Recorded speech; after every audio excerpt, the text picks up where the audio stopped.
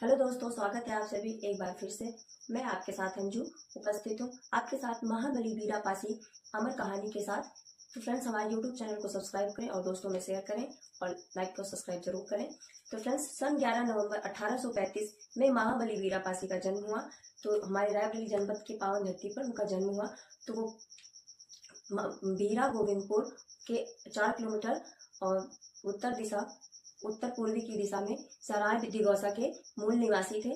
तो फ्रेंड्स, वो उनकी माता पिता की डेथ उनके बचपन में ही हो गई थी। लगभग करीब वो 10 साल के थे तभी उनके माता पिता का देहांत हो गया था। और उनकी एक बहन थी जो कि वीरा गोविंदपुर में उनकी शादी हुई थी। तो फ्रेंड्स, तो जब उनके माता पिता की डेथ हो गई तो वो अपनी बहन के यहाँ रहने आ गए। तो उनके पिताजी जो थे वो अखाड़े के बहुत ही बड़े, बहुत बलवान, क्या कहते हैं, पहलवान थे। तो उसी पेशे से महाबली वीरापासी भी पहलवानी ही करते थे। कई जगह मतलब कुश्ती लड़े, कई जगह उन्होंने बहुत बलशाली वाला काम किया है।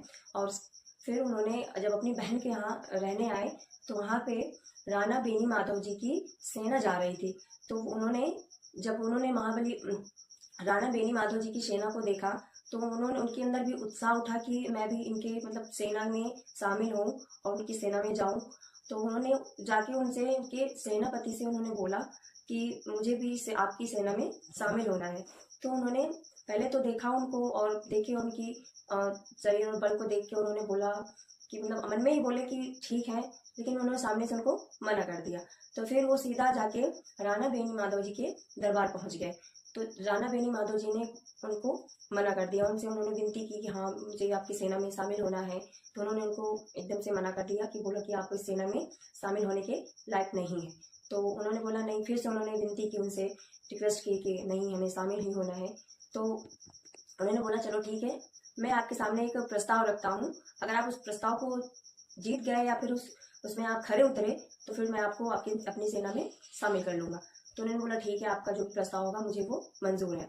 तो उन्होंने क्या प्रस्ताव रखा था कि मेरा एक मुक्का अगर आप अपने सीने में सहन कर लेंगे तो मैं आपको अपनी सेना में शामिल कर लूँगा। तो उन्होंने बोला चलो ठीक है, मैं कोशिश करूँगा, देखते हैं। फिर उसके बाद उन्होंने क्या किया, वो चुपचाप खड़े हो गए और राणा बेनी माधव जी ने जोर से उनके सीने पे एक मुक्का मारा। और वीरापासी जी बिल्कुल वहां से जहां जैसे खड़े थे वैसे ही खड़े रहे, बिल्कुल ना इधर हिले ना उधर हिले। तो उनको राणा बेनी माधव जी को पता हो गया कि हाँ, हमारी सेना में शामिल हो सकते हैं, बहुत ही बलवान और बलशाली हैं। तो उन्होंने अपनी सेना में उनको रख लिया। तो उसके बाद फिर वो लड़ाइयाँ लड़ते रहे, जहाँ भी जैसे भी युद्ध हुआ वो अंग्रेजों के साथ और कहीं भी वो लड़ते रहे। और उसके बाद फिर एक बार क्या कहते हैं, लखनऊ से आई थी ब्रिटिश सरकार जो थी, वो आए और राणा बेनी माधव जी को अगवा करके। एक बार की बात है, जब ब्रिटिश सरकार लखनऊ में राणा बेनी माधव को अगवा करके ले गई तो उस समय वीरापासी वहां पे उपस्थित नहीं थे। उनको राणा बेनी माधव जी ने जैसे ब्रिटिश सरकार से लड़ने के लिए देवरिया और क्या कहते हैं गोरखपुर ऐसी जगहों पे उनको लड़ाई करने के लिए भेज रखे थे। जब आनन फानन में उन्हें वहां पे उनको खबर मिली तो वैसे ही वहां से वो वापस आ गए यहाँ पे।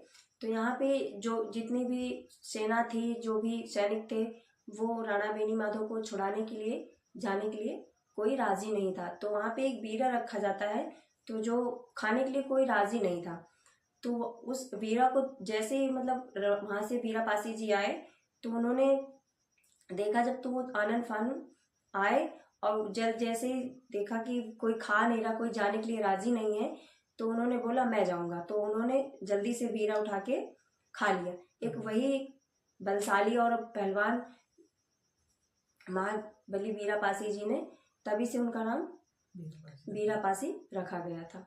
तो वो छुड़ाने के लिए उनको वहां जाने के लिए राजी हो गए और उसके बाद फिर गए भी और उनको वहां से ब्रिटिश सरकार से छुड़ा के ले भी आए। लगातार वीडियो देखने के लिए हमारे यूट्यूब चैनल को सब्सक्राइब करें और दोस्तों में शेयर करें।